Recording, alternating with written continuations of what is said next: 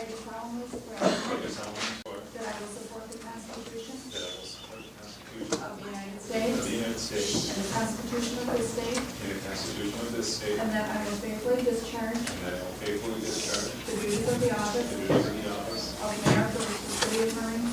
Mayor for the City of Marine City, County of St. Clair, and State of Michigan, according to the best of my ability.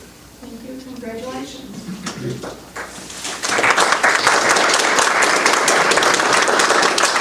Okay, we're going to do three of these together.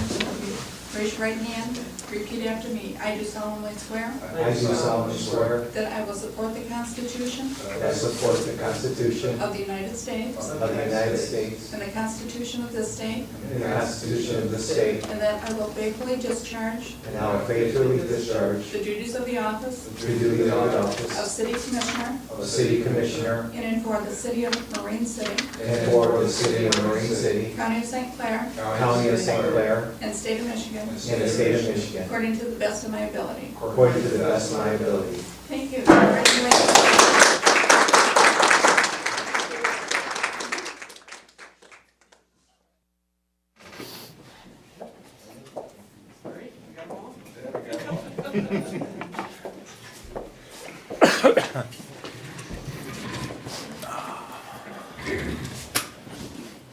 Yeah, we have about a minute and a half, it looks like. You're ahead of schedule, Diana. Nothing wrong with that.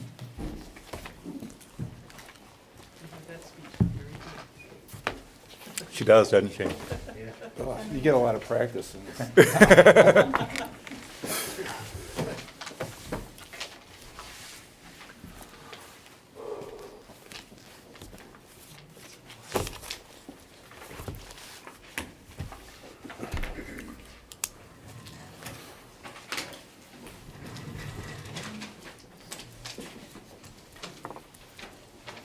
You just barely made it in on time What's that?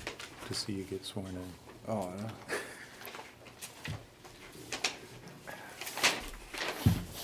There again, she's seen it before. Yeah. About 6 months ago, 8 Yeah. months ago? Yeah, something like that.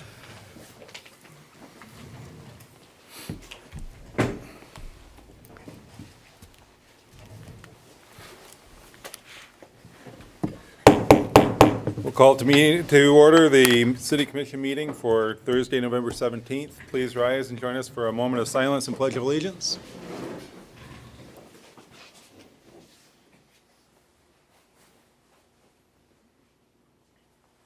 I pledge allegiance to the flag of the United States of America and to the republic for which it stands, one nation, under God, indivisible, with liberty and justice for all. Roll call, please. Mayor Brown, Present. Commissioner Hendricks, here. Commissioner Lovett, here. Commissioner Millie, Here. Commissioner Phelan, Here. Commissioner Spilcherczyk, Here. Commissioner Turner, Here. City Manager Davis. Here. Thank you. Next on the agenda is to elect a Mayor Pro-Tem, and I would like to nominate Ray Skatarczyk to be the Mayor Pro-Tem.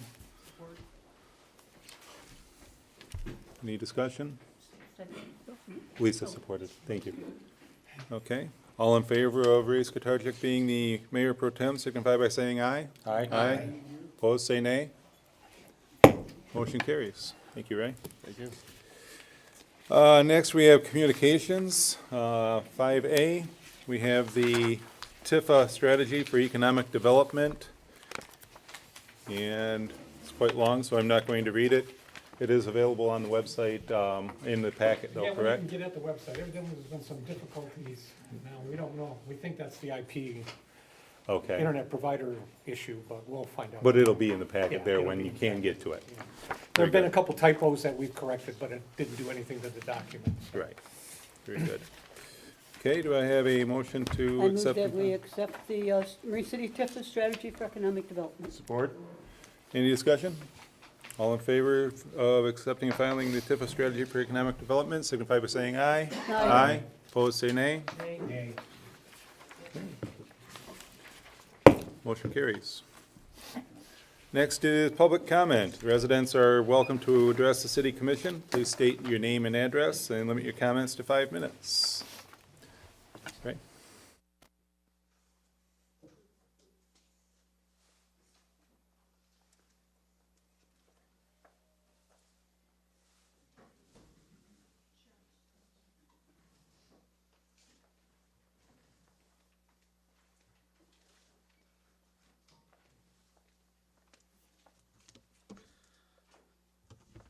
Ray Squires, 211 Michigan Drive, Marine City.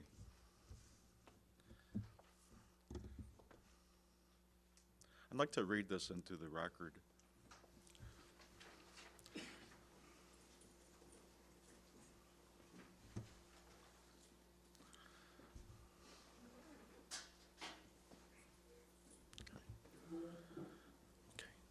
All right, thanks. Dear Mayor and Commissioners, my wife and I have been having trouble getting information regarding tax increment finance districts 1, 2, and 3.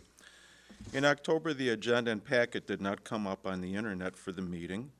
We thought the meeting had been canceled. When we started looking for the packet for the November 15th meeting on the Saturday before, it was still not posted on the internet. We tried on Monday and Tuesday. It seemed odd because the November 1st, 2011 special meeting was on the site. My wife called at noon to verify if there was a meeting, and although the packet had been sent to our internet facilitator, it was still not coming up. Apparently it was put up at 1:30 p.m. for a 4 o'clock p.m. meeting. My wife and I arrived at the TIFA meeting before 4 p.m. Mrs. Cade had the packets available for anyone who wanted one. Unfortunately, the documented the Tax Increment Finance District Economic Growth and Development Strategy Plan was not available. Since we did not have the document in advance, we could not publicly comment on it. We also missed having our opinion recorded in the minutes. Since the beginning of 2011, over $184,000 in general fund monies has gone into the Tax Increment Fund. This money has been taken out of the general fund and could have been used to operate our city more efficiently on a daily basis.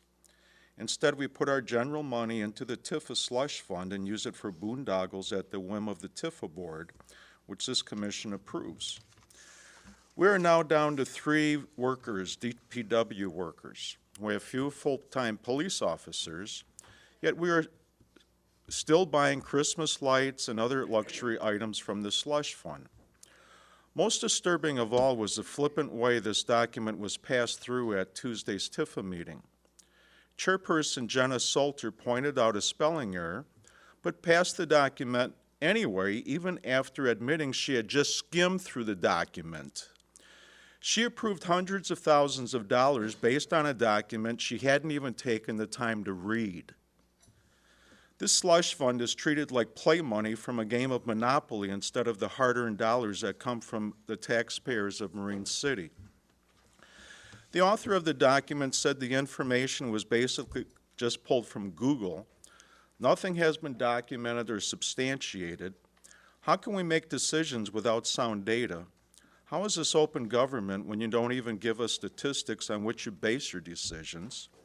You play with words just enough to keep your actions from being red flagged by the auditor or the tax commission. In light of the fact that we are in the worst economy since the Depression, the war in Afghanistan is the longest war in U.S. history. We can't look to the federal government for more money. And Marine City has nearly the highest tax burden in the county. The squandering of our tax dollars is immoral and obscene. And it's signed Ray and Rosalie Squires. Thank you very much.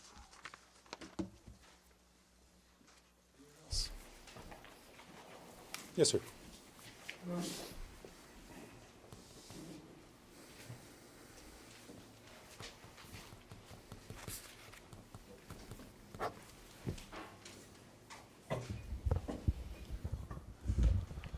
Welcome back, Mr. Mayor and President and new commissioners. Scott Tisdale, 123 North 5th Street, member of the TIFA board. Words like boondoggle and slush fund don't appeal to me. I'm on the board. It's offensive. The Michigan Open Meetings Act only requires that the meetings be publicized when they're going to be held. An agenda isn't even required, so the issues that might have been technical as to why things weren't online, I don't know, but it's all that's required in the OMA is that the meeting is known to when it's going to be held. I also heard some things said about moving money from the general fund into the TIFA slush fund. I don't know what all that's about, but that's not the way it works. If you'd like to talk to me after the meeting, I'm available I'm available to talk. I'm willing to talk. And I don't appreciate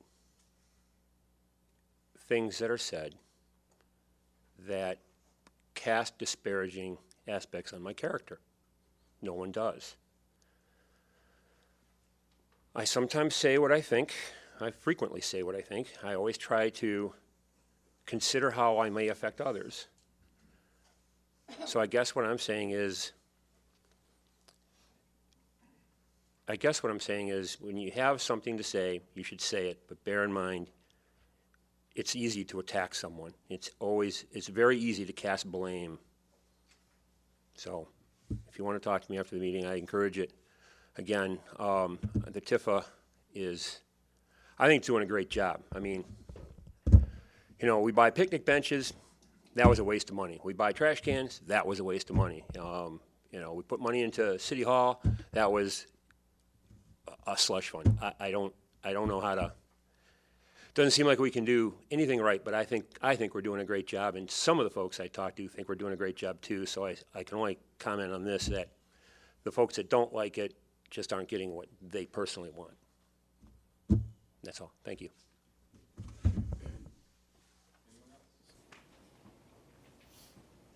Yes, ma'am.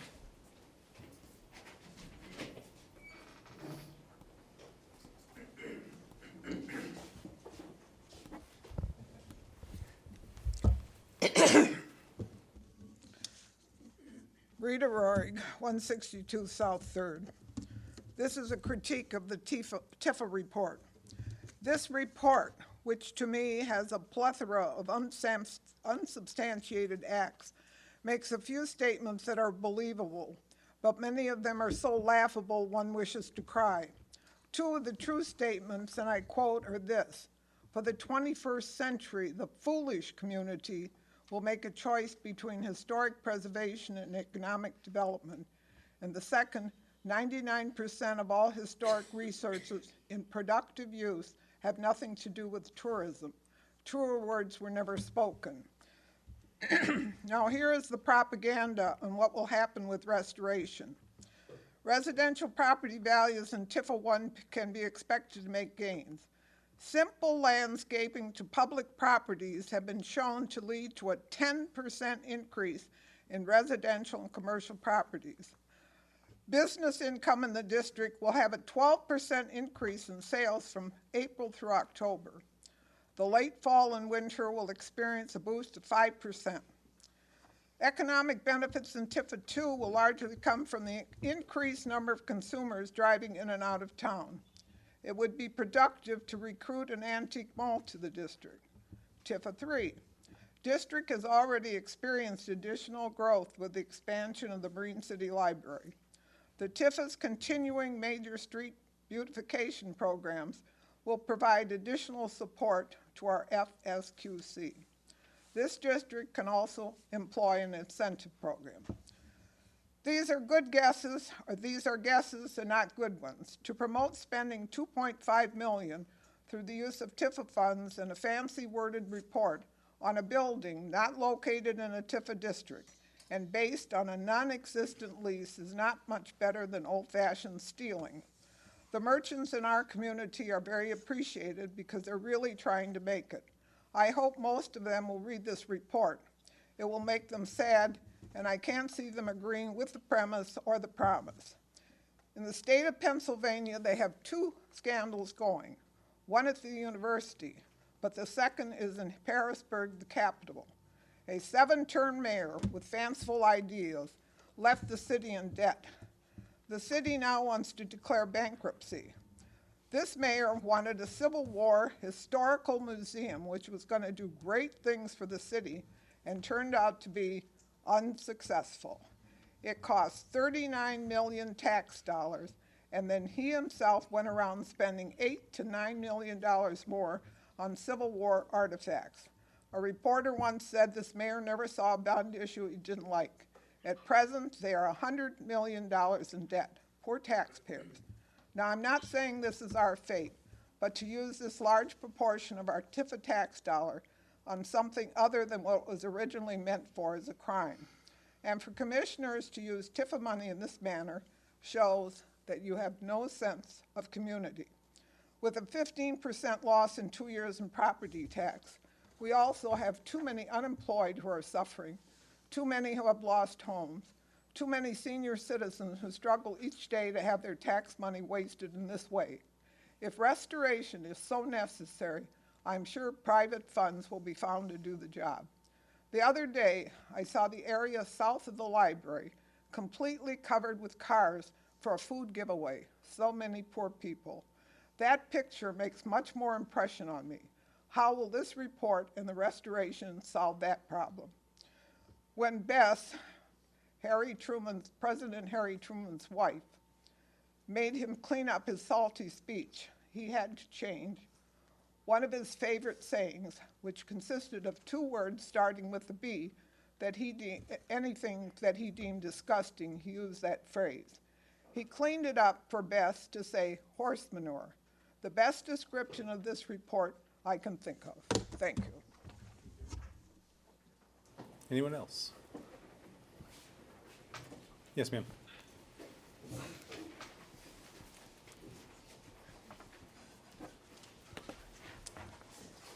Rosalie Squires, 211 Michigan. I just want to say a couple of things. First of all, I got my orange and black on, and I know when this is going to be viewed, we will have won or lost. I believe we're going to win, but should we not win, I just want to tell the boys that they did a great job, and I've really enjoyed, you've really given an old woman something wonderful to watch on Friday nights. I've really enjoyed watching the Mariners play.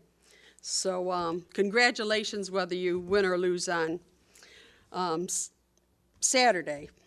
Second, anybody that's into those big rings that are fashionable right now, Marine City's My Sister Closet, the owner went to New York and he's got a whole slew of them in, and they're all under $20.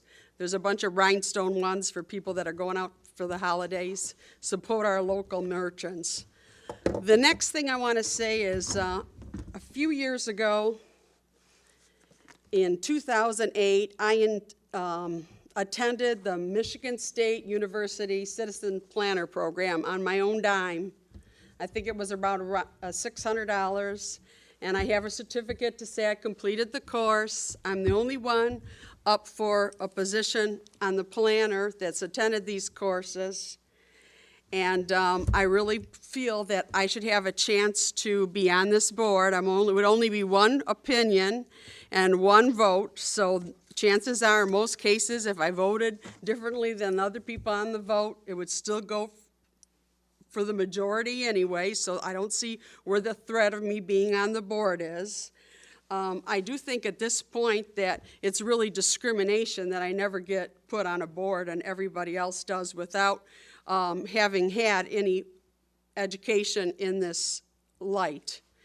And with that, I will conclude and want to end by saying go Mariners, and congratulations to a great season, whether you win or lose. Thank you. Else? Okay.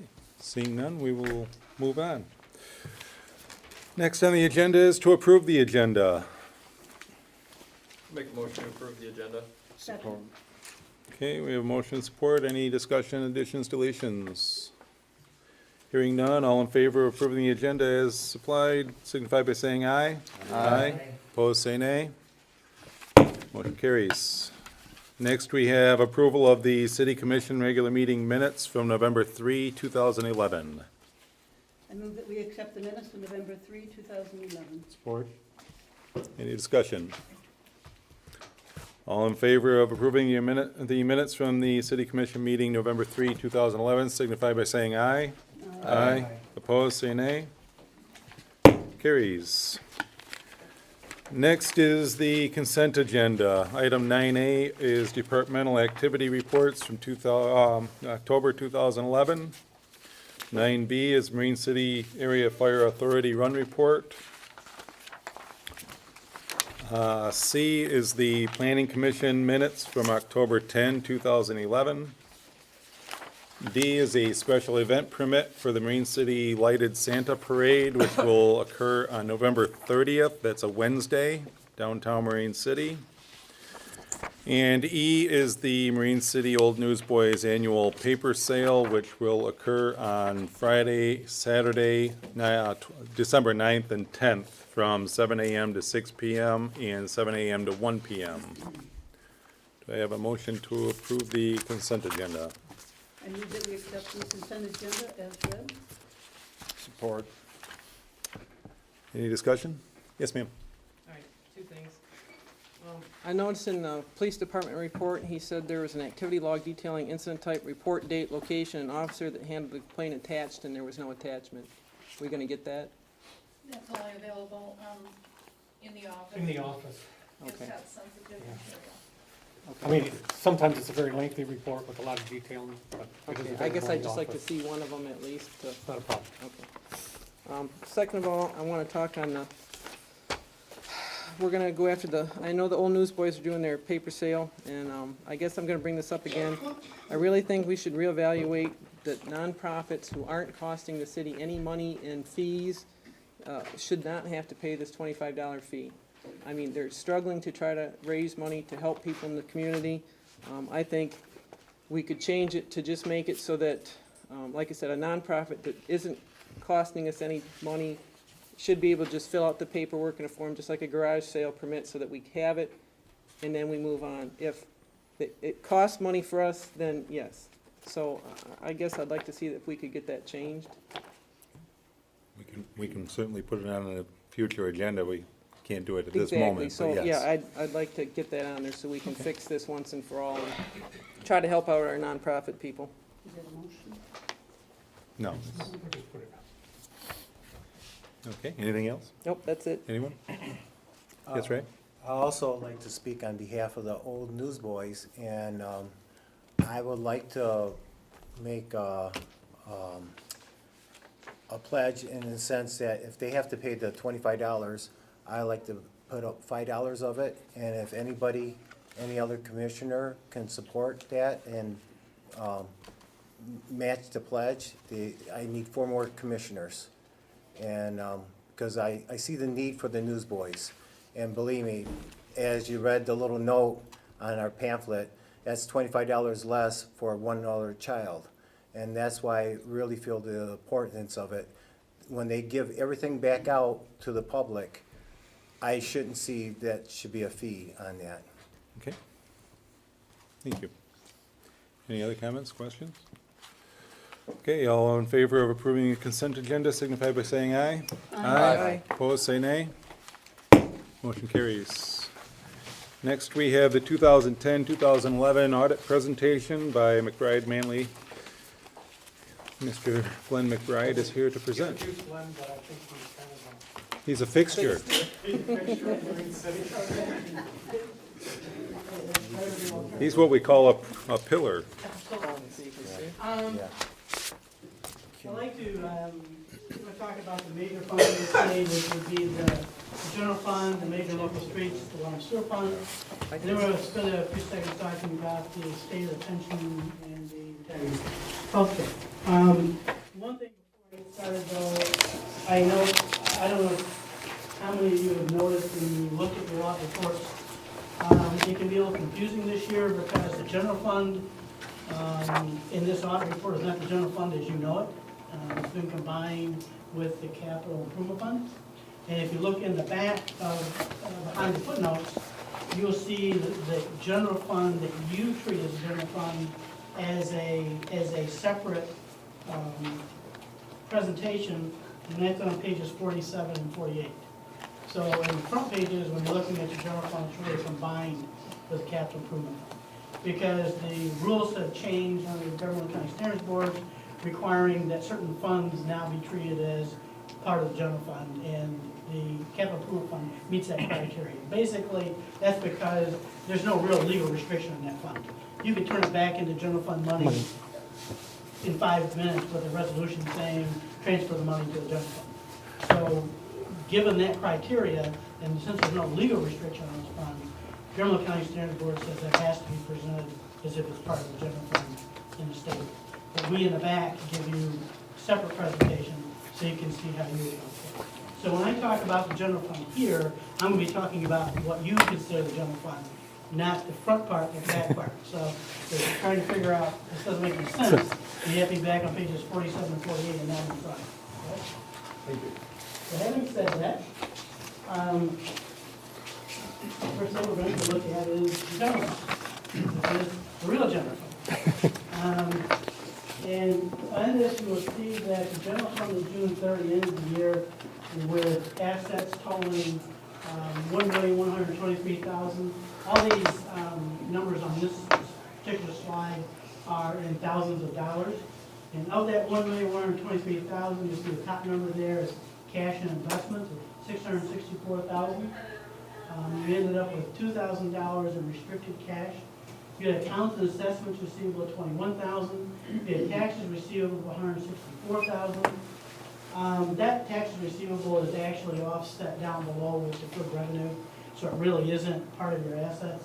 We have to present it that way, but it's really delinquent personal property taxes, which the likelihood of you meeting that 164 is not very high. So it's not part of your fund balance.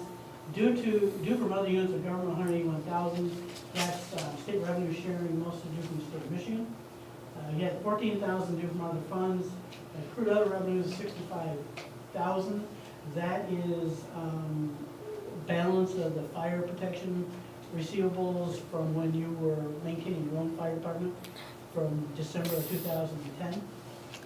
Yeah, that would be January through June 30th of 10. Correct. Right. And then the fire authority kicked in July 1 of 10, so that. So as we said, we ended up with total assets of $1,123,000. We had liabilities or commitments against that below that, $556,000, leaving you with a net general fund balance of $567,000. Put that in perspective, we would recommend a minimum fund balance for a city size of Marine City somewhere in the neighborhood of $400,000 to $450,000, or approximately 15% of your annual expenditures. I think your annual expenditures is about $3 million, and 15% of that would give you $450,000. So the general fund is about where it should be. You certainly don't want to get below that $400,000. Looking at the income statement for the end of June 30, 2011, compared to June 30, 2010, you see that you had total revenues this year of $3,092,000 compared to $3.5 million the year before. The reason that's down $500,000 primarily due to a couple $100,000 decrease in property taxes that you can see there. Property tax revenue went from $1.9 million to $1.7 million. The other big factor was transfer from other funds. The prior year, you had considerable transfers from other funds, and most of those were from TIFAs. And that was because the TIFA transferred in funds, I think that was, the prior year was a balance of the police, which really ran through the general fund. So looking at the expenditures, you see that fortunately your expenditures have decreased also.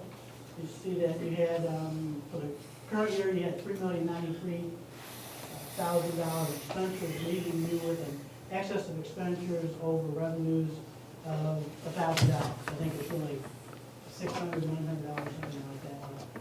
It's about $1,000. So that's compared to a $270,000 deficit in the prior year. Looking at the revenues in the various sources in a little more detail, you see that 58% of the revenues are coming from property taxes, $1.7 million, $1,778,000. The other big piece of revenue comes from state revenue sharing, which is $403,000, or approximately 13% of your total revenues. You had refuse and other sources of revenues of $457,000, and of that, $237,000 was the refuse fees, the various revenues. Looking at the expenditures, and previously we looked at the expenditures, we looked at them by function. Now we're going to look at them by part of your expenditures is in the form of salaries. $1,019,000 of your $3,093,000 was for salaries, or about 33%.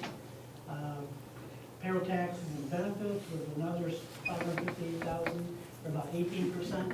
So in total, you're spending about 50% of your general fund budget on personnel costs between salaries and benefits. The other larger pieces here, professional and contractual, $266,000.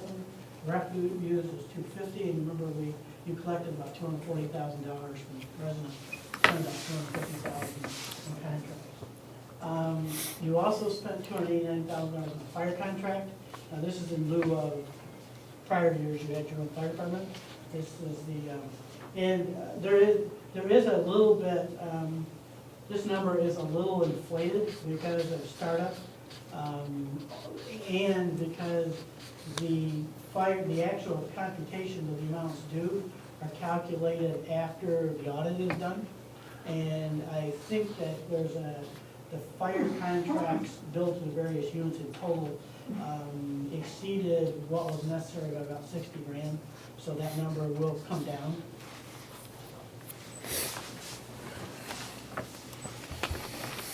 Looking at the revenue and expenditure trends over the last 5 years, you'll see the purple line there is the expenditures, and the bluish line is revenues. You'll see that they're almost, as you saw on one of the previous slides, you end up with a $1,000 deficit for the year. That's why those numbers are, that chart is almost dead on even for 2011. As compared to, we had a pretty big deficit the year before. Once again, that was due to some capital outlay. Looking at the trends in the general fund balance, once again, with a year $1,000 change from year to year, you see it's remained constant from 2010 to 2011. It peaked out in 2008 at $917,000, and now it's at $567,000. Hey Glenn, I'd just like to say something. Keep in mind, in 2008, 2009, the majority of that expenditure, or that difference, was capital, and those were planned expenditures for the most part. Most of that was planned. I'll say maybe 80-85%, and there might have been some other, what I call unforeseen or unplanned stuff that was in there for the other 15. So that's why you're seeing it level off now. But as we, as indicated, we will be concerned your fund balance is below $450,000, Right. $400,000. It's maintaining the Looking at the other two major governmental funds, major local streets, you see that the local street on the left is the year with $275,756 in total assets. The commitments or liabilities against those assets of $14,691, leaving it a fund balance of $261,065. Yes, referred to as restricted. That's restricted because this is Act 51 state highway taxes that are redistributed by the state to the various municipalities, and that's restricted for use on local streets. Major street fund to the right is over $387,000 in assets, $30,000 in outstanding commitments against those assets, leaving it a restricted fund balance $356,842. Recommended fund balance on these is really quite low. Local street fund, we recommend a minimum of $20,000-$25,000, and about $40,000 to $45,000 on the major street fund. But the major street fund is what's going to pay for the bridge in 2013, so we're saving because we have a 5% commitment plus the engineering costs. So. Right, and these two funds, you expect them to gain larger fund balances in periods of no construction, and that's why you're saving the fund balance, accumulating funds to do various street projects. And you seldomly are going to do those for $50,000. So it takes several $100,000 in amount to do the project. So you need to accumulate funds, and you see in the future period, and you see in the past, it'll drop down to $40,000 to $50,000 as you're in the construction mode, and they will build back up again as you're saving for other funds. Looking at the income statements of these two funds, you'll see that the local for the street fund on the left. Had total revenue for the year of $74,700. Majority of that was $72,124 coming from state of Michigan state highway tax funds. It expended $121,812 for street projects and maintenance, leaving it an excess of expenditures over revenues of $47,000. They had transfers in, and that was a transfer in actually from the major street fund of $47,000. You can see that just off the right going out of the major street fund. So you had a net change in the fund balance of only $35 in the local street fund. It started out with $261,100, ended the year with $261,065. Major street fund on the right had total revenue of $209,000. Once again, majority from the state of Michigan, state highway tax. And then they had total expenditures from road maintenance of $79,571. So it had excess of revenues over expenditures of $129,000. It then transferred $47,000 to local street funds. You see a net change in fund balance there of about positive $82,367, leaving the fund balance of $356,842. I'm sure most of you know this, but these two funds are designated for specific purposes. It was basically all city streets are local streets, except for certain streets designated with MDOT approval as major streets. And but they are distinct. You have a city map that will tell you which streets are major, and which ones are local. You can't spend major street money on local, and you can't spend local street money on major. With the exception of this transfer, you're allowed to transfer up to 25% of your major street revenue in the year to local streets if you choose to do so. You can also transfer considerably more than that, but it's a more lengthy process to do that, but you can do it. I don't want to imply that there's no other way to get money transferred from major or local, but you have to go through this extensive analysis and you have to be able to determine that all of your major streets are up to date and don't need the money, and it's more of a lengthy process than a simple transfer. The 25% transfer you can do just as a matter of policy, which the city has always done. Now, as we get closer to putting the bridge in and we get better costs, we may not choose to transfer the money that one particular year, depending on where the costs come in, where our match is, so. Main Street is a major street. Right. So the bridge is under the Major street, yeah. Looking at the other primary operational funds in the city is the water sewer fund. The water and sewer fund, we look at its balance sheet or statement of net assets. It ended the year with assets totaling $9,300,477. However, including in that $9,300,000 of assets, a number right above that called capital assets, net accumulated depreciation of $8.3 million. That is your water filtration plant and your wastewater plant and your various lines and other things in the city. And obviously, you can't spend those assets. And just above that, you have your current assets, which is your more disposable assets. You see, at the end of the year, with $520,000 in cash, and $88,000 was restricted cash accounts, and then they had accounts and assessments receivables primarily from users of $375,344, leaving it a current or available assets of $983,991. Now, below that, you have various commitments against those assets. You had accounts payable vendors of $125,000. You had due to agency fund, that would be the tax fund of $51,000. You had accrued wages and vacation pay of $11,000. Accrued interest payable of $13,000. Current portion of debt of $175,000, and due to other funds of $25,000. You also have some outstanding long-term bonds of $2,660,000. Leaving you with total liabilities against that $9.3 million in assets, $3,062,286. That left you with a net fund balance, or the total net assets of $6,238,000. Once again, as we talked about above, you have a segment of those assets that are expendable. So what you really should focus on is the number right above that, which is your unrestricted available net fund balance available for spending, which is $742,439.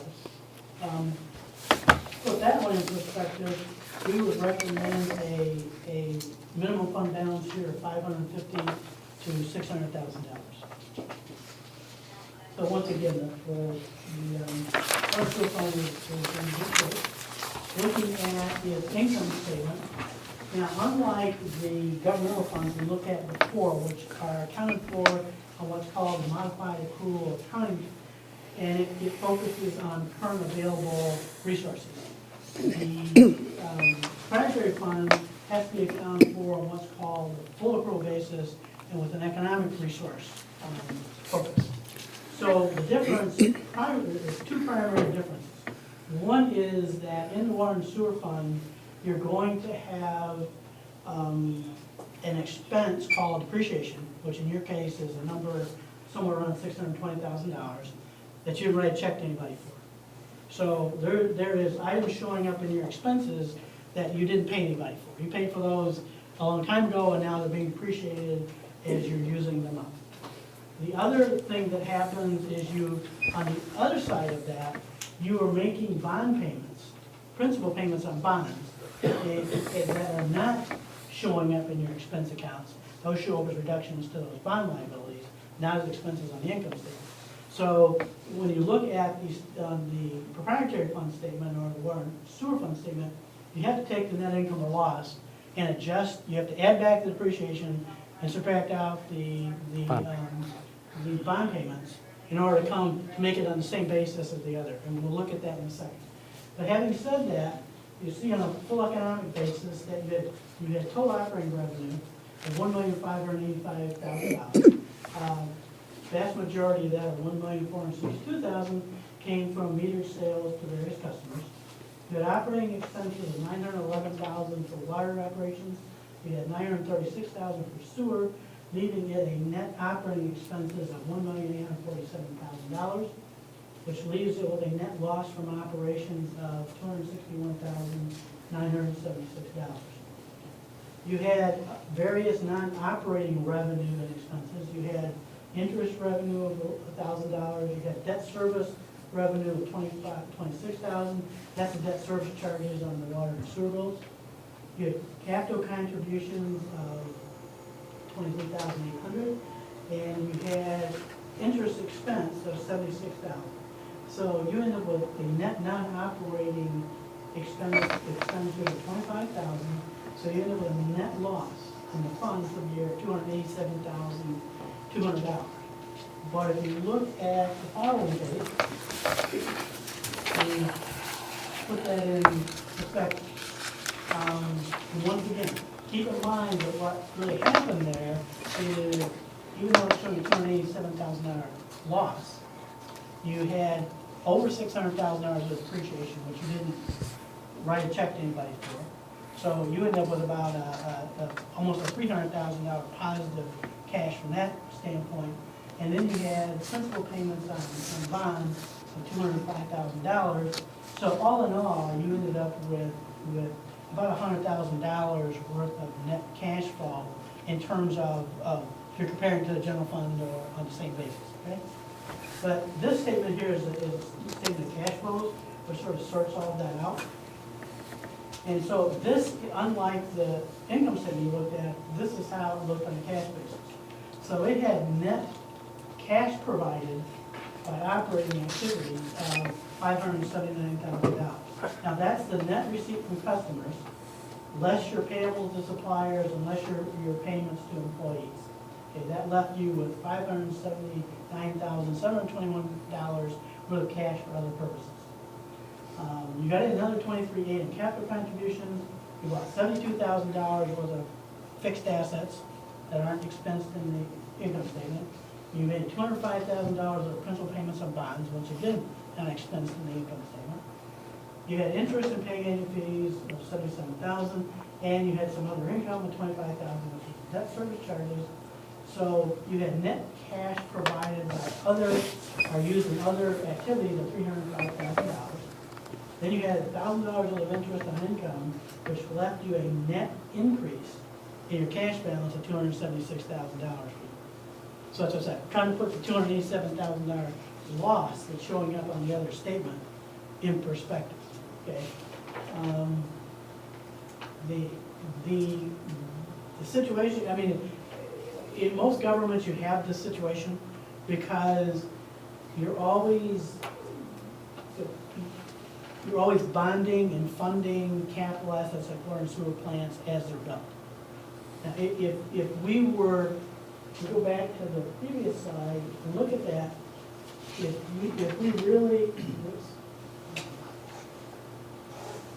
if we were funding this, if this was at a break-even point, you would be generating the funds to replace the water and sewer funds the next time without bonding for them.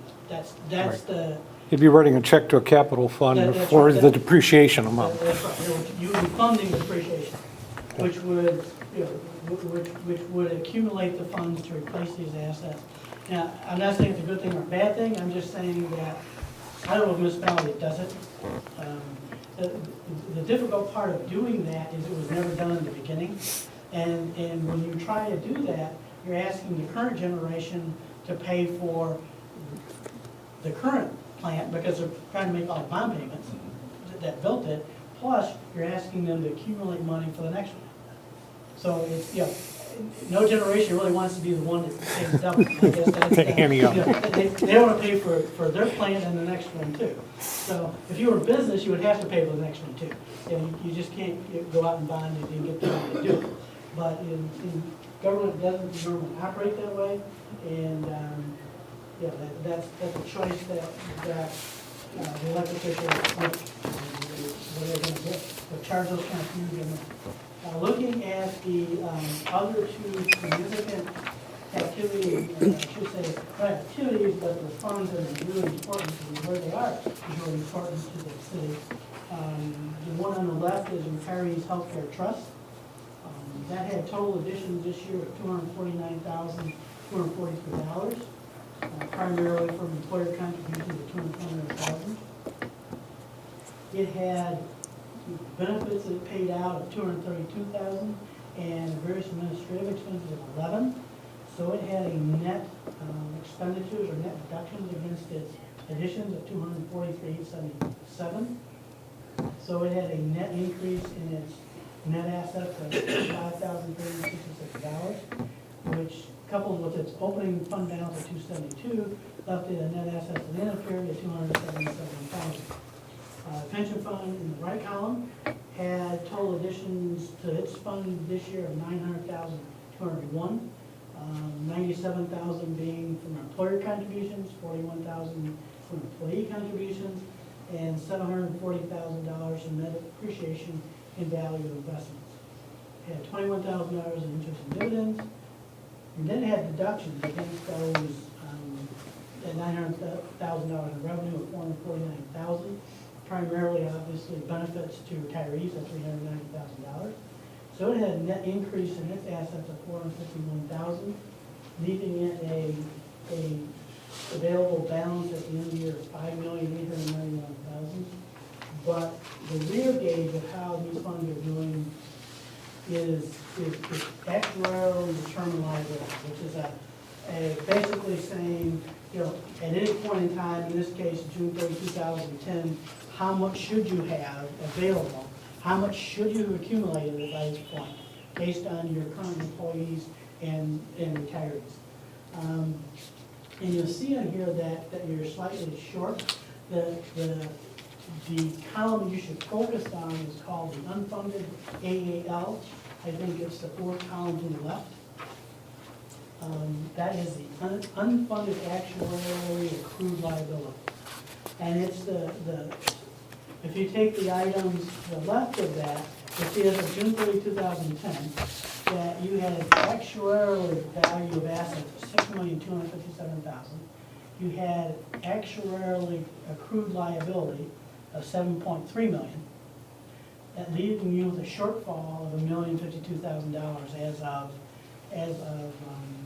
6/30/2011. So you were 85.6% funded, and that's not too bad. I mean, it's not super, but $1 million, the pension fund, because of, you'll see it really sort of goes all over the map depending on how various investments have done during the year. And $1,052,000 unfunded actuarial liability, I mean, you certainly would like to be even, but $1,052,000 is not too bad for a city the size of Green City. I mean, you saw last year that you gained almost $500,000 last year alone. So, you know, it's something that can fix itself reasonably quickly. And you had some pretty bad years in terms of investments, just like everybody else. So, you know, I mean, you know, 2009 in particular, 8, 9, the year in 2009 was a particularly bad year. That's where most of this came from. And that tailed itself in a bit into 2010. So you'll get another actual report in December, this December, and hopefully that is done somewhat better. We need to get I think we're at 88 in the new one. well, you do have the new one? Well, I thought that's what the estimate was going to come out, around 88, so. But it's a stock market function, I mean, basically right now. Right, but eventually if it doesn't come around. then it's Right. obviously- So what happens is the bigger that number gets, the bigger your required annual contribution is to the plan as a percentage of payroll. And that's what's been happening to you somewhat. I mean, if you go back through the years, you'll see that that percentage keeps creeping up. And they're trying to rectify this $1,052,000 number. The one that's a bigger concern is the Terry Clifton. This one is a serious issue. And not only for you, but almost every municipality in the state of Michigan who has retirees' health care. We need as much in this fund as in the pension fund right now. Yes. In fact, I think if you were to look at many of your retirees, you'll find the retirees' health cost more than the pension benefit. And it should be as heavily funded as that. And unfortunately, what it has is $247,000 for the vast. So even though the retirees' health care is only required to have an actuarial report every third year. So this actuarial report was seen was here last year, and it's going to stay here unless you decide to give a vote or do one more frequently, but you're only required to have it every 3 years. So looking at this, you'll see that it has, once again, focusing on the fourth column from the left, an unfunded actuarially accrued liability of $5,878,000. And, you know, and quite frankly, that's a pretty significant number for a city the size of Green City. It represents, as you can see up to the far right, 503% of payroll and a funding ratio of only 4% prior to that. Again, not unlike everybody else. Unfortunately, I think what happened in most of the municipalities, in this area at least, they all seem to come into retirees' health care in the mid-90s. And it didn't seem like a big deal at the time, but you know, as healthcare costs have dramatically changed, as we said, it's become a bigger issue. You know, at the time it seemed like an incidental benefit. You know, it's going to cost a few bucks, but it's something that we thought we should do. But now it's big money, and you can see by this that eventually this is going to have to be dealt with, either through. There's been a lot of progress already. I'm really curious to see the next actuarial report because there's been a major change in new people that are coming on board and what they're.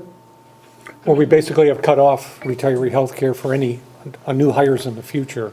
It's a health savings account, and the same with the pension. The defined benefit is now stopped on all the contracts, and it's 457 plan or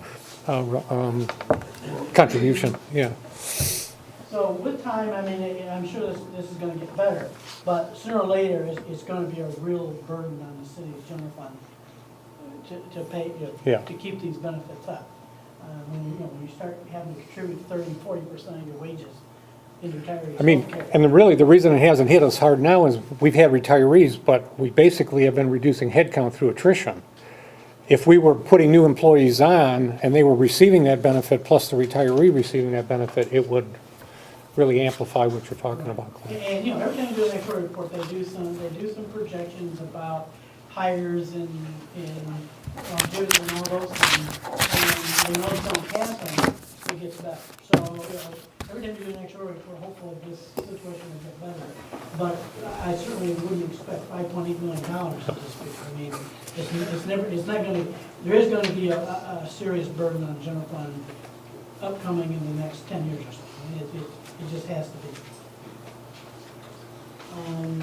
I think that's about all I have in terms of where the city is and where our audit is. We also sent to you, there's another communication that came along with the audit report titled Report of Internal Control of Financial Report and Other Complaints Matters. That's simply our list of findings that we're required to report. And you also got another letter from us that you probably got directly in the mail from us. It's called our Section 114 letter, which is our required communication with those in charge of governance. And that just sort of gives you all the sort of trivial findings and sort of lets you have a flavor for what our testing shows. And if you recall, there's almost nothing in it. Yeah, it was a couple of dates missing on some permits I and, think there was some permit comments, and really that's commendable that there's that few findings. Now, the ones that you have to be more concerned about, but not these. This is the report that has what we call reportable conditions and is things that are a more serious matter, except unfortunately, you have two deficiencies listed in here that, once again, is going to be here forever, and always going to be in the city the size of Marine City because it's just the nature of the beast. Okay. In order to get rid of there's two of them in here. One of them mentions requirement that the journal entries, the various journal ledger entries, be required by someone with the appropriate background and understanding to approve those. Well, you're not going to hire two people at that level to do that. That's just not practical. But unfortunately, since about 4 years ago, we don't have the luxury of gauging these comments based on the ability of the client to take care of it properly. Before, we used to make internal control comments based on a judgment as to what was really practical for this client. We're no longer capable of doing that. So if you're not like General Motors and have 17,000 financial people to do this, you're going to get this comment. And I guarantee every city, especially city, is getting this comment. And the other one refers to how you internally are counting for the water and sewer fund. Once again, as we talked about, so that it's on base and you can appropriately manage your cash, it's accounted for internally, just like the general fund. When we come in, we have to convert it to the other basis. Once again, we don't have a problem with you doing that, but we're required under the standards, because every month you're getting a statement that's different than what the General Accounting Standards Board thinks it ought to be, then we're required to disclose that. And you'll see management's comments to that, and that's what we expect. And we expect them to say, well, that's the appropriate, we believe that's the appropriate report for the council, and the journaling situation is obviously we're not going to spend another $50,000, $60,000 a year in salaries just to make sure that somebody looks over Mary Ellen's shoulder. we got Glenn looking over her shoulder every year. Well, and that's the problem too. The standards board, the AICPA and the auditing standards board has determined that the outside auditor is not an internal control. Yeah. You have to be able to control the situation internally. If we have to do it, then that's a finding. Whereas that, we're not part of your management, and we're not part of your internal controls. We're an external auditor, not an internal. So, that's those comments. But those comments, I know have been on every audit report since I've been here and Yeah, probably prior. And they to me. probably will be. Yeah. Anybody any questions or anything?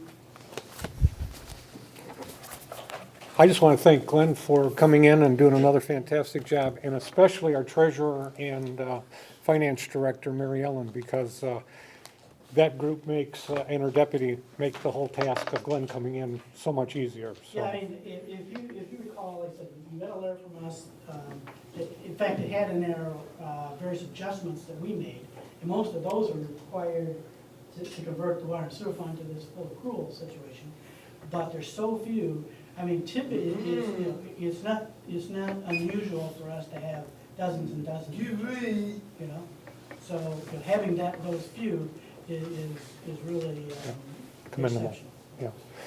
yeah. That group does a good job with only 2 people in there, so. Thank you, Mary Ellen.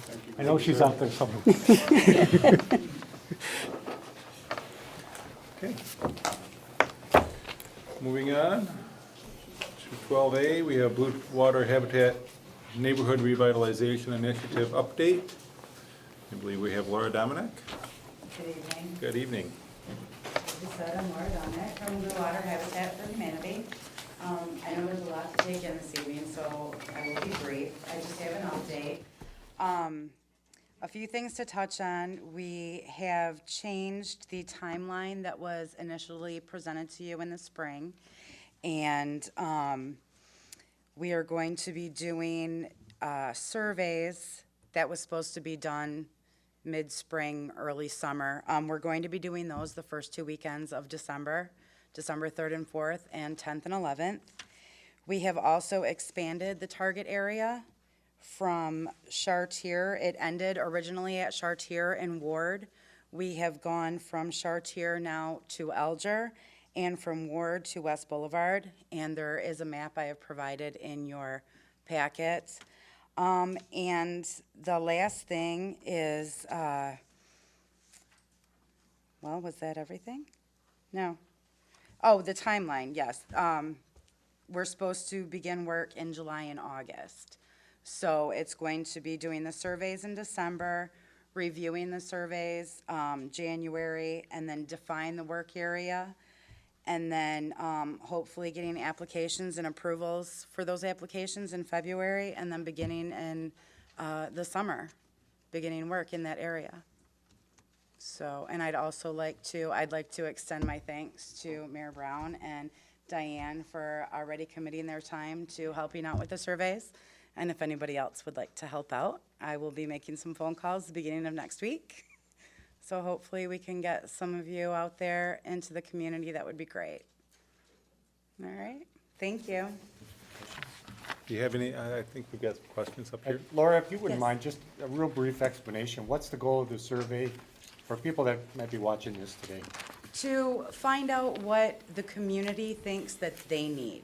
They know what, we're just asking, we already did a dashboard survey and looked at the entire community, but now we want to interview the actual community and the residents Yeah. and see. I guess I'm trying to stress the fact that this is not prying information. This No. is to gather Not at all. what the community thinks needs to be done, Correct. right? Yes, it's Okay. what they want us to do for them. Right. Absolutely. And then that'll be compiled and hopefully we can try to address some of that. Most definitely, Okay, yes, great. yes. Thank you. All right, thank you.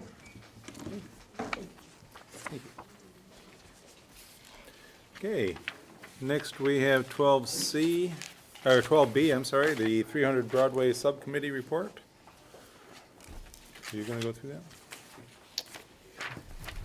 Well, it's pretty, oh, thanks. Yeah, I mean, we, as everyone knows, we were asked to put a report together on our activities, which was due at this meeting, second meeting every month. And I basically just highlighted what had gone on in a period of time, pretty much from a little bit before that meeting to now, which isn't all that much. They met at the, few members met at the 300 Broadway just to take a look at the items that we want to say, the historical items. They took the storage containers that were filing systems, and they moved those into a secure room in the old police station. They also consolidated items on the stage to keep them safe during the construction.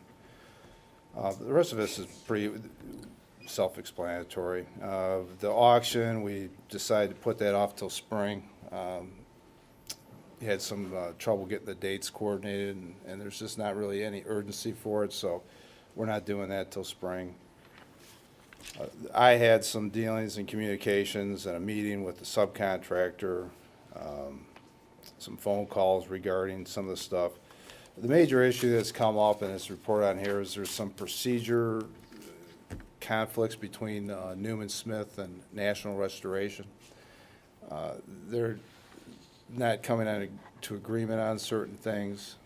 As of right now, there is no subcontractor agreement. So, Can you shut the water off over there before it freezes then? yeah, I think you can shut the water off, I'll have because that done tomorrow. until we get this resolved, and at the temperatures we're at now, it's pretty much been determined that the cleaning wouldn't be efficient, the chemicals won't work right. Real good. Buildings get colder then too. Yeah, and it's just, so it's kind of the agreement that there's just no point in doing it. Till spring. Right, till spring. So we're kind of just at a standstill right now. We've got the rest of the subcontractor bids to go through and vet and figure out.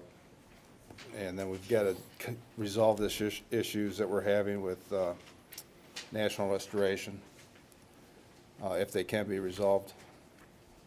And then move on from there. So I'm, needless to say, very disappointed that we didn't get the cleaning done this year.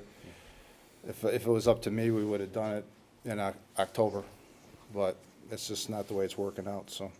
Is there any questions? Hearing none. Move on to waiving the permit fee, 12C, waiving permit fee for 300 Broadway. Well, I'll Just- make, yeah, You just need a motion. Yeah, to I'll waive make the a fees. It's motion. pretty typical when we're doing our Right. construction. Okay, we have a motion. I'll make a motion to waive the permit fee. Support. Second. Okay, discussion? Hearing none, all in favor of waiving the permit fee for 300 Broadway, signify by saying aye. Aye. Opposed, say nay. Motion carries. And next we have board appointments. We have a planning commission, city commission representative, and I'd like to nominate Commissioner Lovett to take that position. Support. Okay. Motion and support, any discussion? All in favor of Commissioner Lovett taking the city commission representative on the planning commission, signify by saying aye. Aye. Opposed, say nay. Carries. Thank you. Next, we have two planning commission vacancies. One midterm appointment expiring June 30th, 2012, one midterm appointment expiring June 30th, 2014. To the June 30, 2014, I would like to nominate Donna Tebow to that position. Second? Okay. Any discussion? Is she currently on a board? No, she is not. She was on Tifa previously, but she's no longer. Okay, we got a motion and second. Anyone else? Okay. All in favor of Donna Tebow being appointed to the Planning Commission to the midterm appointment expiring June 30th, 2014, signify by saying aye. Aye. Opposed, say nay. Carries. Next, we have a Planning Commission appointment expiring June 30th, 2012. To that one, I would like to nominate Rosalie Squires. Support. Okay, discussion? Yes, I'd like to make sure, I mean,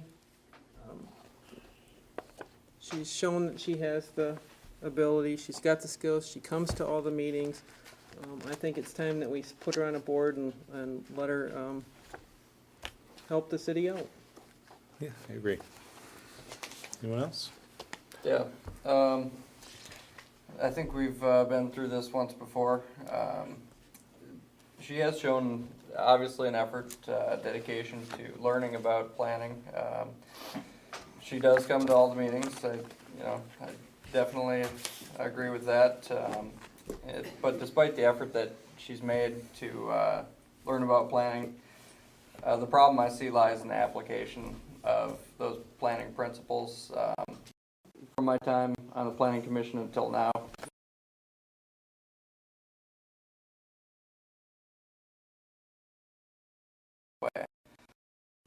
some of the things that I have heard in the past were her incorrect interpretation of ADA requirements when this is something that she obviously believes strongly in. I also do. But if you're going to argue on that issue, then you should definitely know what you're talking about, know what those requirements are. That's just one thing. Criticisms about referring to parks by the wrong name, identifying spelling errors in the master plan, which is, those are things that need to be addressed, but certainly not the, not the drive, not the function of the master plan. Complaint that the master plan didn't list every business in the city. I'm sure the planning commission appreciates the proofreading of the material, but that's far from the most important content in that document. It's a legal policy document.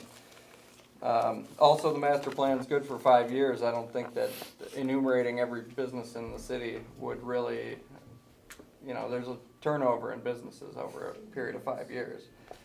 It's not the yellow pages. Not long ago she was rejected, the appointment was rejected by the commission. Only one member has changed since that time. I don't see any differences. I realize this is a short-term appointment, but I just don't think that she exercises the necessary judgment in planning and zoning. It's an important board. It serves some very important functions with respect to zoning ordinances, application of those ordinances, creating the master plan. And it's for those reasons that I oppose this. I just like to say, I just don't think it's appropriate that our commission pick on people that come here to volunteer their time. Nobody's perfect on any of these boards, including this board. And I think what's really a shame is that if you want people to volunteer for these boards, if you're going to criticize that much, people aren't going to volunteer. We're not going to get people, and I don't think it's appropriate. She does a good job. You may not, maybe it's a personal thing, but she's made a lot of points, and I've seen her make a lot of points on issues that should be addressed. They may be minimal, but they should still be taken care of. And I don't think it's right that anybody on this board picks on anybody that puts in for these jobs. Everybody has a right to be on these boards, and I think she should be given that opportunity.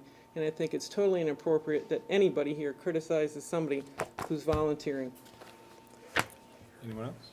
Yes, ma'am. I would support Mr. Phelan's comments and wanted to add that we do have other people that are applying for that board, and I think it's important that we have someone of an even temperament and a calming influence and someone who has been working on the board right now to continue that work.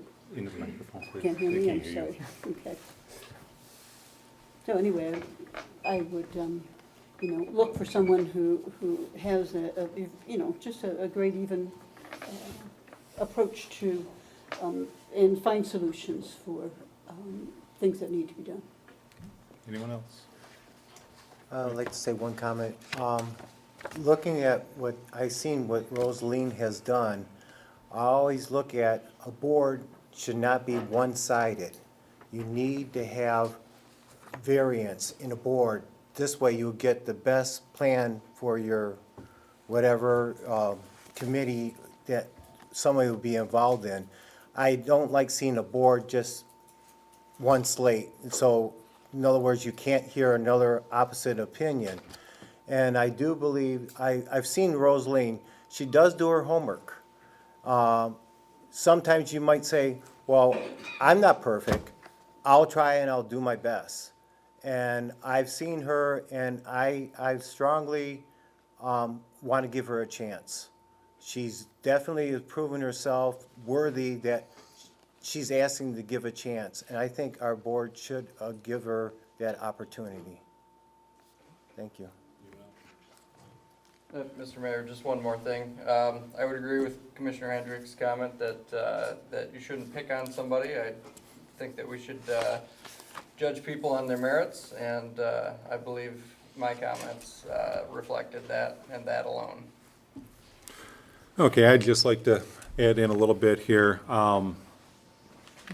You're right, it's very difficult to get people to volunteer for the boards.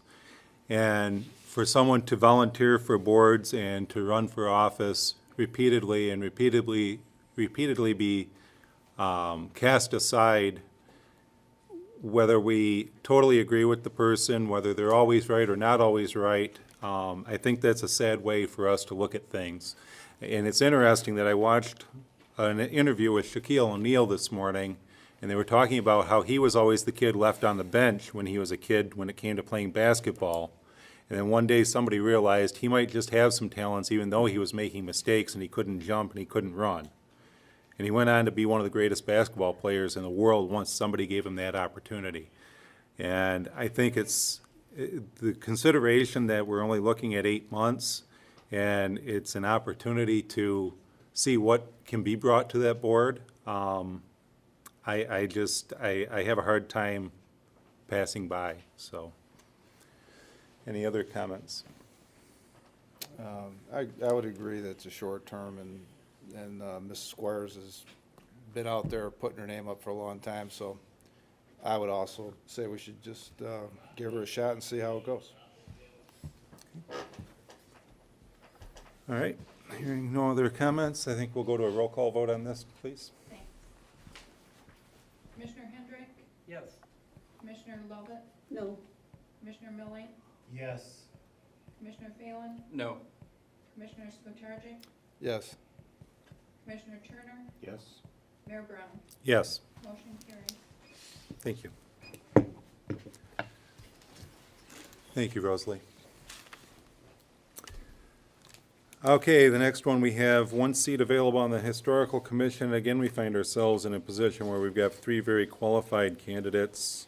Myself, I would like to nominate Heather Bachram, as she has put in a lot of time and effort into the development of that board. Second. Support. He supported. Oh, did you? I didn't hear you. Okay, do we have any discussion? I think that's a very good appointment. Okay, anyone else? Okay, all in favor of reappointing Heather Bachram to the Historical Commission, signify by saying aye. Aye. Opposed, say nay. Carries. Next, we have a resolution for budget amendments, 13A. If you remember at the last meeting, I said we'd be bringing our budget amendments. A couple of things that worked in our favor, and I know you got a letter from the auditor, and he mentioned it during his review, is we did some billing for fire services provided to the township from January 1st of 10 through June 30th. Now, they kind of slipped through the system, and what I mean by that is we decided at the Fire Authority Development Committee meeting to just extend those contracts because we knew we were getting very close to having a fire authority starting in July. That information didn't get transferred to Mary Ellen. She didn't know what to do with the billing at the time when the auditor, and it kind of slipped by us after that. The auditor came through and said, hey, maybe you should have billed for this. So we went back and billed for it. So we're using some of that funding to do some of these budget amendments as kind of a one-time hit to help the police department. And then we also got $14,000 in statutory revenue sharing. That is our first payment, and we want to use some of that for part-time help at DPW, primarily for snow plowing and some other stuff that we were going to do.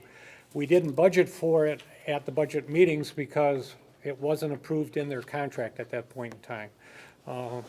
You remember when we went through that contract, and that all of our contracts now have provisions for the use of part-time employees. So good for us, cuts down on the overtime. We're going to look for some CDL operators and some other stuff. We were using them for lawn only, but now we've expanded that ability to do that. Some of this stuff is catch-up. We funded Blue Water Habitat. We didn't have that in the budget. We are doing some work some IT work that came due. It was a better price to buy 2 or 3 years worth of virus software than a single year when you spread it out, so we have to accommodate for that. But the net result was, between what we collected from the fire services and the statutory revenue, it was almost break even with regards to all of these. So with that said, I can answer any particular questions you might have.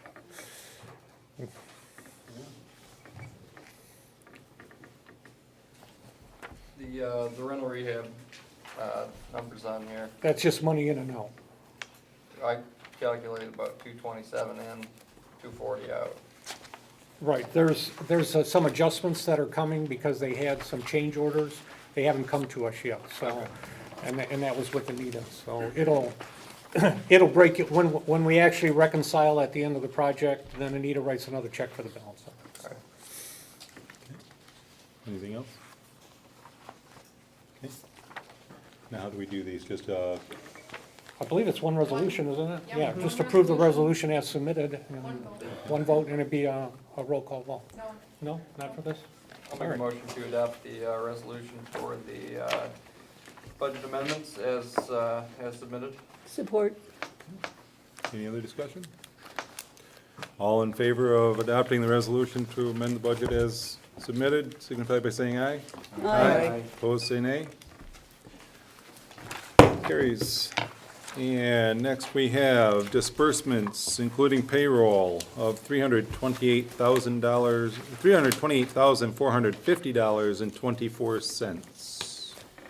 I move that we accept the total disbursements up to $328,450.24. Support. Any discussion? Yes, ma'am. Questions, I saw on, I don't know what page this is here. 7. On the expenditures? Page 7.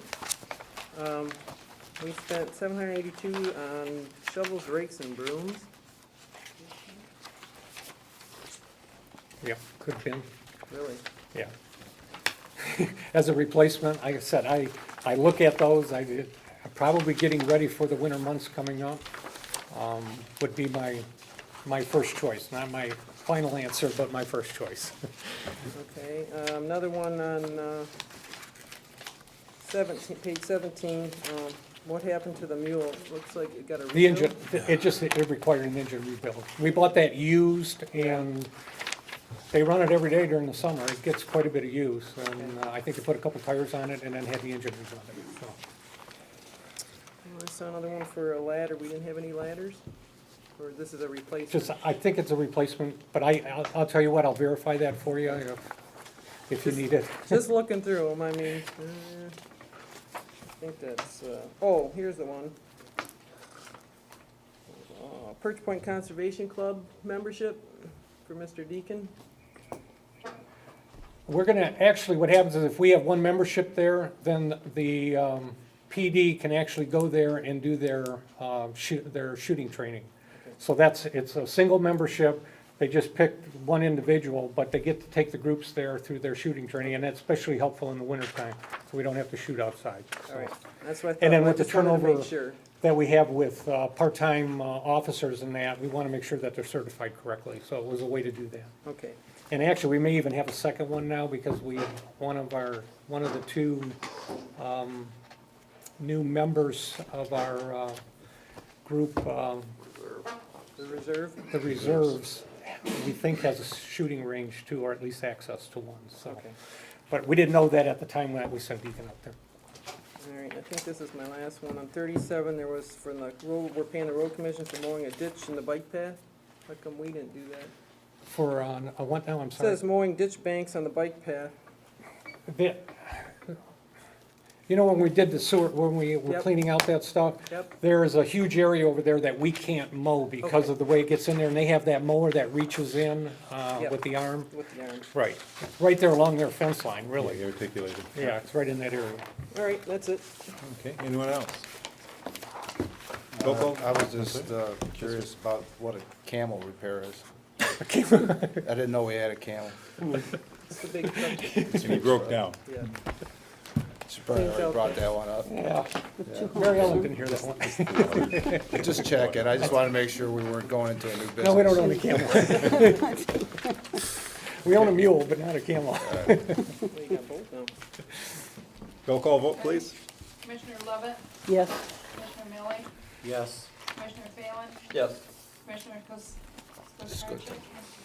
Yes. He moved seats. Commissioner Turner, Yes. Mayor Brown, Yes. Commissioner Hendrick. Yes. Motion carries. Thank you. Next, we'll have these preliminary financial statements for October 2011. I'll just make a comment, we're pretty much on target right now. Anyone? Motion? I'll make a motion to accept and file, I guess. Support. Okay, we have a motion to accept and file. Any questions, comments, concerns? All in favor of accepting and filing preliminary financial statements for October, signify by saying aye. Aye. Opposed, say nay. Carries. Next, we have the city manager's report. This will be kind of short. The open house for Anita's is still scheduled for December 15th from 11 a.m. to 2 p.m. Bruce will be in town, they're gonna finalize the arrangements, but I know if it's like the last one, his cook actually does some hors d'oeuvres, and you'll get a chance to see 3 wonderful-looking apartments. They're really shaping up Is it the nicely. 14th or the 15th? 15th, according to the preliminary Okay. flyer that's coming out, I it's the just wanted to 15th check. between 11 Thanks. a.m. and 2 p.m. They're gonna have a ribbon cutting. We're trying to see how many celebrities we can get from Michigan and what have you for that particular ribbon cutting.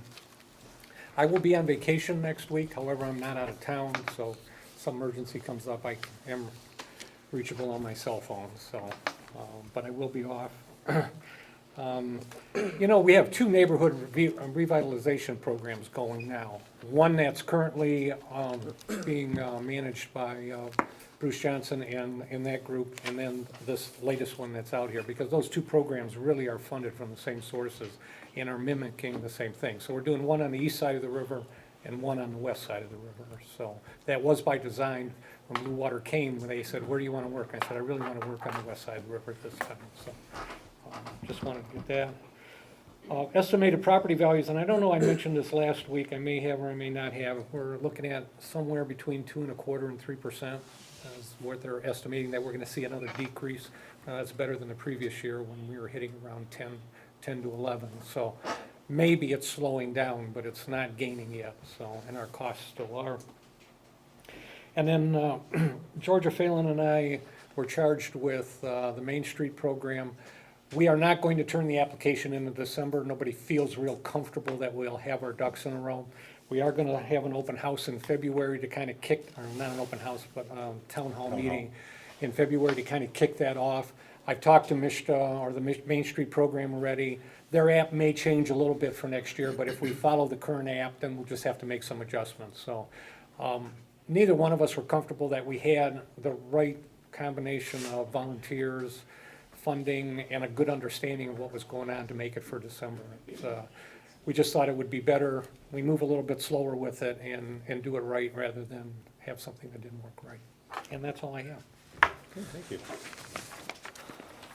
Let's start with you, Commissioner Lovett. Do I get to do the sermons because I'm sitting in this seat now? I certainly appreciate Reverend Lepley, and I feel there's big shoes to fill here. But first of all, I want to thank Brian and Dolores Chadra, Holy Cross Catholic School, Mayor Brown, and Mr. Gabor for the meaningful dedication at the Veterans Memorial on Veterans Day. The memorial, this way you can't hear me, I never turned it on. Okay, the memorial was unveiled for Sean Reifert. His name was put on the post there. And the students were there to sing, and a plaque was presented to Holy Cross School, to Ms. Pavlov in the school.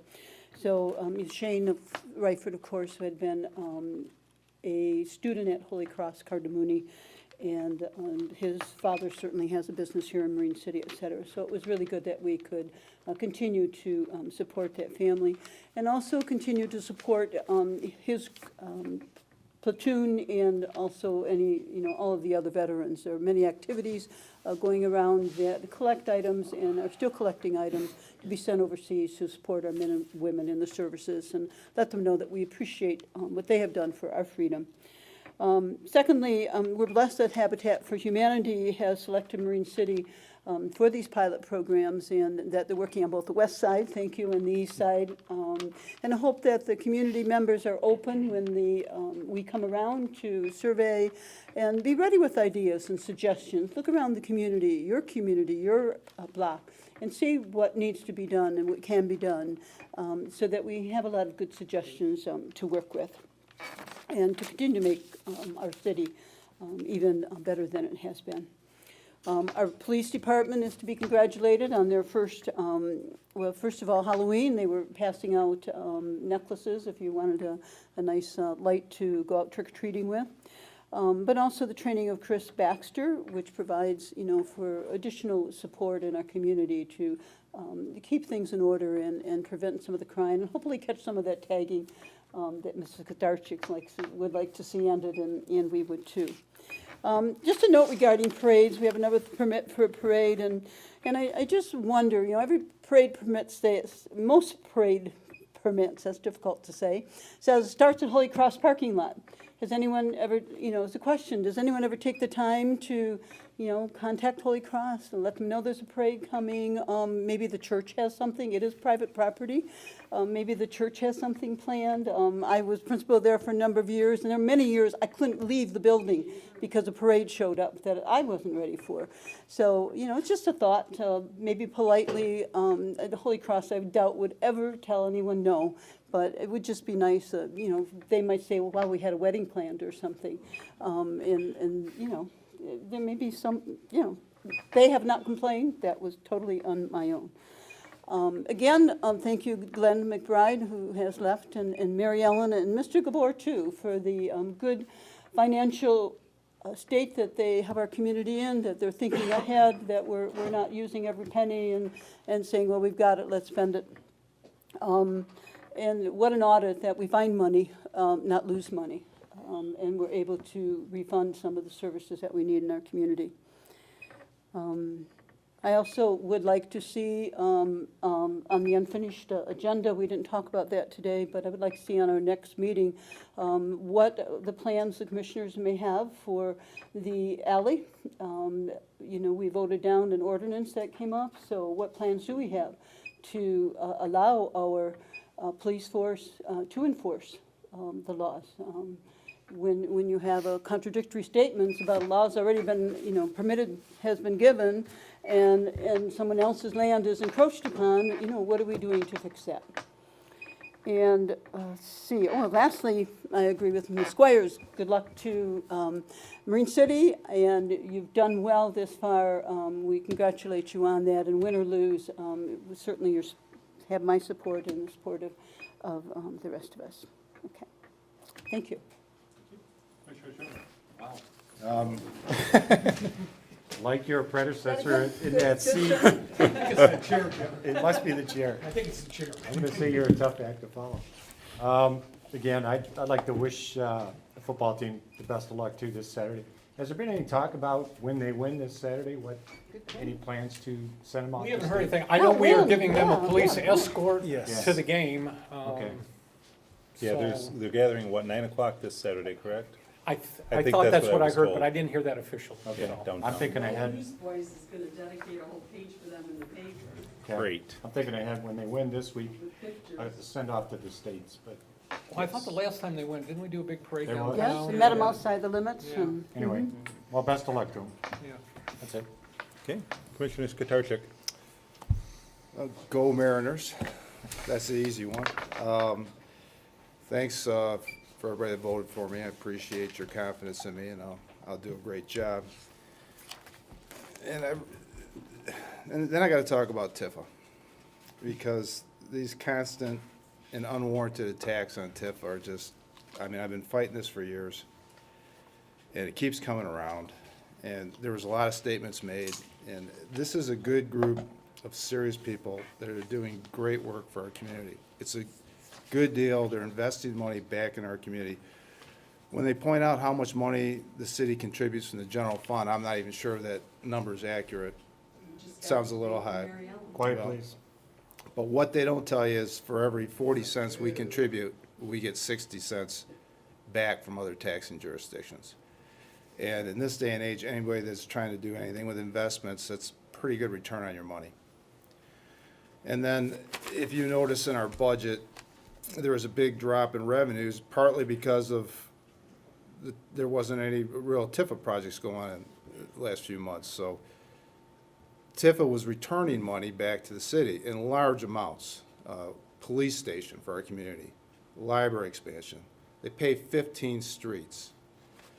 And then I know that when the budget started getting tight and the revenues started dropping in the city, the TIFA was sensitive to that, and they've been trying and they've been doing a very good job of returning money directly back to the city to alleviate pressure on the general fund whenever they can. Nice example of that is the trees that were just trimmed on Water Street, that was paid for by TIFA. So these attacks are unfounded. TIFA is a great group of people doing good work, and yes, they do buy some flowers and Christmas lights every once in a while, but those things make our city a vibrant community that people enjoy coming to. It's important expenses. It's not frivolous. It's, if you look at any city that's successful, that's the kind of things they're doing too. Royal Oak laid off 55 people. They laid off 15 police and fire, but they're still going to decorate. They're still hosting festivals because they know that this will turn around at some point, and they have to be there promoting their city, just like everybody else. So, you know, you can hear these things that are said at the podium, but it's just not accurate. The attacks against TIFA, I'm not even sure really why they're constantly there. Maybe it's just because some people are against what they're spending the money on. That's probably all there is to it. But, you know, and then there was a comment made about that's not what TIFA money is supposed to be spent on. We're talking about City Hall now. And then right from there we go to bread lines. I'm sorry, but that is exactly what TIFA money is supposed to be spent on. Historic restoration, maintaining municipal buildings, putting money back in our community. And as far as the bread lines go, when we did the police station and when we did the library, we concentrated on local trades. There are some people that had a good summer, local people, local contractors, because of TIFA. Weeks worth of work that they wouldn't have had if it wasn't for TIFA. But no, they can't go and support bread lines directly, but indirectly they're supporting this community in every single way. And I just wish the people that are hosting these constant attacks would just stop for a while, because these are good people. Talk about maligning people, volunteers, good people. It's happening all the time to TIFA. And that's all I gotta say. Thank you. Commissioner Phelan. First, I'd just like to congratulate everybody that got elected. Look forward to working together with you.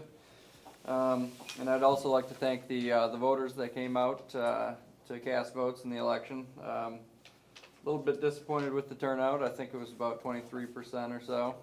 It'd be nice to see more people come out, and if anybody's got suggestions on what we can do to try to boost voter turnout in elections, I think that it's very important. Honestly, I think that it's probably the most important thing in our society, in a democratic, free society, to vote in elections. So I'd encourage everybody to come out to the next election, to all elections, and vote. Also would like to congratulate the Mariners and wish them luck. I know this won't be aired till after that game, but I look forward to seeing them play next week in Ford Field again, and good luck. Oh, I'm all set. Commissioner Anderson. Okay. I too would like to thank everyone who got out and voted and gave me another opportunity to watch over your tax dollars, and I promise to do that. I also want to wish the football team good luck. Hopefully, we'll all be going to Ford Field in a week. And I just kind of wondered on the issue with the TIFA agenda and that, has that been taken care of so that we don't have that happen again for it not being posted in time? What we are doing now is we're verifying that once it is posted, that it is accessible on the webpage, okay? That- Okay, I mean earlier than the same day as the meeting? Yes. Okay, okay, I just want to make sure that's taken care of. Now, the other issue that's out there right now, where Yeah, I know, certain that's people, we're not separate. sure what the Yeah, problem with that. no, I just want to make sure that things are posted so that people have access to them and they're not waiting at the 2 hours before the meeting. And that's all I have for tonight. Commissioner Miller. I would like to say, with the bottom of my heart, I strongly feel with man and God, nothing's impossible. And I appreciate the golden opportunity that Marine City elected me to represent them, and I want to do my best. And I just feel like it's a great honor that this chair that I'm holding right now, it's very important, and to hear the needs of the people, and I want to stand for them. And I want to do all I can possibly. And I would like to ask John, is there any possible way if we could get our packet just on the weekend before, 2 days before that's a lot of material to read up on. You had a big packet this time. Normally, they're not quite this extensive. Okay, all right, I'll let you go on that one. But also, I'm looking forward to supporting our boys for the football. And it's a good thing for them to win, but most important of all, if they could get an opportunity to get a scholarship to go for the Mighty Blue or the Mighty Green, those are our home teams. That's what I'm looking forward to if the boys can make it big on playing football. And again, thank you very much. Okay, for once I have a prepared statement, so bear with me, I've got to read through it. First of all, I'd like to thank all of my supporters for coming out to the polls in my favor last week. I appreciate the faith you have in me, that I will lead this commission in the best interest of the city, its residents, and its businesses.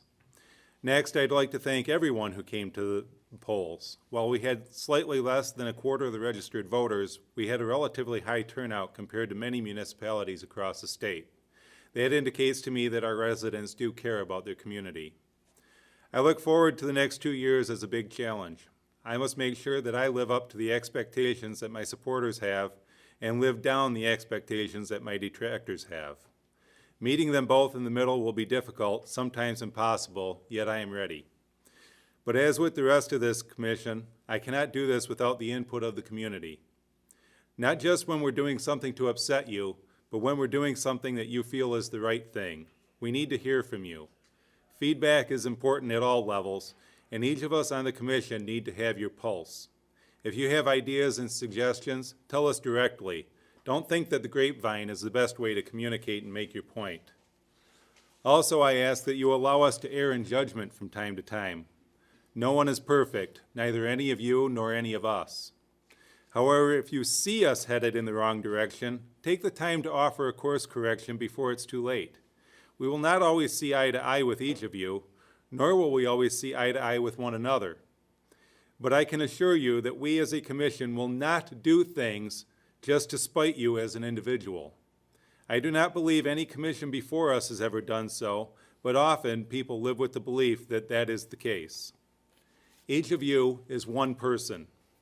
You have friends and you have associates, but none of you is the entire community, and therefore, not all decisions will be in your personal best interest. We have 4,000 people to appease. Additionally, we have laws that we must uphold, accountants to answer to, and a state and federal government that frequently changes its mind on how we are to behave, especially financially. Funding comes, funding goes. We have to strike when it comes and make sure that it does not go. I assure you that when I speak, it is going to be with information gleaned from a variety of local sources and from other communities. I will obtain input from people who have done this in the past, as well as people who know the law. I will not use the terms everybody or nobody because I do not talk to all 4,000 residents individually. I ask that you do the same when bringing forth your issues to us. Unless you have something signed by every single resident in town, you do not know what everybody wants. Another statement that I will not use is the people. That statement always needs to be followed with that I know, speak to, or heard from, such as the people that I know, the people I speak to, the people I heard from. There is nothing scientific and statistically accurate with that statement. We all travel in different circles. If your circle has a position, that's great. Have you stepped out of that circle and asked other circles what their opinion is? As a community, I ask that you all join me in my effort to bring positive press to Marine City in the coming years. We are starting to see investment in our community in the forms of new businesses, new faces, and new visitors. We cannot afford to squander this opportunity to grow. We have to keep the negative as a rarity. It will always be there, but we do not need to seek it out and air the dirty laundry on a daily basis. Working together will achieve a much better community than will working so hard to be cynical. Finally, I ask for cooperation and that you volunteer. I am dismayed that the same people are constantly doing the heavy lifting. We have an outstanding group of volunteers, many that have no financial interest in our community. They just love Marine City and all that it has to offer. For those that sit on the bench hurling stones, perhaps you could affect the positive change you speak of by entering the game. Volunteer, chip in, and do your part. We don't need so many Monday morning quarterbacks. We need every down players that are working to move the ball on game day. Thank you, and I will now entertain a motion to adjourn. All in favor of adjourning, signify by saying aye. Aye. None opposed? Carries. Thank you.